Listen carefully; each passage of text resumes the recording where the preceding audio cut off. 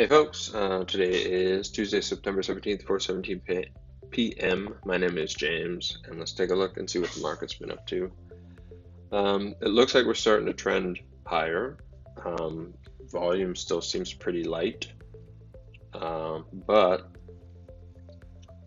I like kind of the feel of the market right here. It does seem like things are trying to push higher, even though volume still seems kind of light, and we're still in September, which can still make things a little bit uneasy, but I kind of like the action that we're seeing, even though it's light volume. So the S&P, it's kind of built up, popped up, and built up again. So we have another tiny little flag there with an update today. The NASDAQ, I mentioned last week, or maybe it was on the weekend, that it should be testing this line and then hopefully bouncing, and it did. So it dipped below, closed above, and moved up again today, which is really good. The Russell, after moving up so aggressively, has got a little flag on it. That's also good. And the Dow kind of did a similar thing. It gapped down close to that line and was bought up, and that's also good. So some better action happening in the market, even though volume is kind of light. If we go through my list, Netflix today was up $4.30, and it actually closed above this line. Finally, I bought it today. I bought it as it was basically right as it was at the line. I didn't want to wait till it closed because I kind of felt like the way Boeing moved kind of told me some breakouts are starting to work, and I'll show you that right here. I had bought Boeing before but got out of it because of the big red bar that showed up. But the big thing that I liked that happened here was that it came all the way back to the line and held. It didn't sell right back below the line. It came back to the line and stopped. And then the next day it went sideways, the next day it went sideways, and today it was up $5. That's good. That's not what's been happening. Previously we'd have breakouts, things would turn over and drop right back below their breakout points. So that kind of told me something like Boeing, if that could make it, have a breakout, continue to go higher, test the line and hold it, and then move higher from there, that maybe we're starting to see a lot better action here. And that's one of the reasons about Netflix. It came out over the line, even on the day of the breakout, which was today. It didn't just go up and sink right back below. It was able to close and actually gain some after it crossed over, which is really good. Keys, I bought it today as it popped up to the line. It didn't quite close out. I wish it had, but it just kind of came back below a little bit. Anyway, I'm in that. I think I have a $2 stop on it, but I'm in like basically right at the line there. So we'll wait and see what that happens. I really liked the way this looked. It was up over $2. That was a nice move.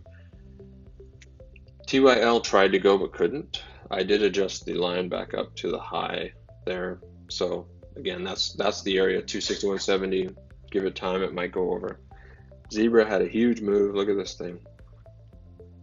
I mentioned this on the last video or the video before that, I think.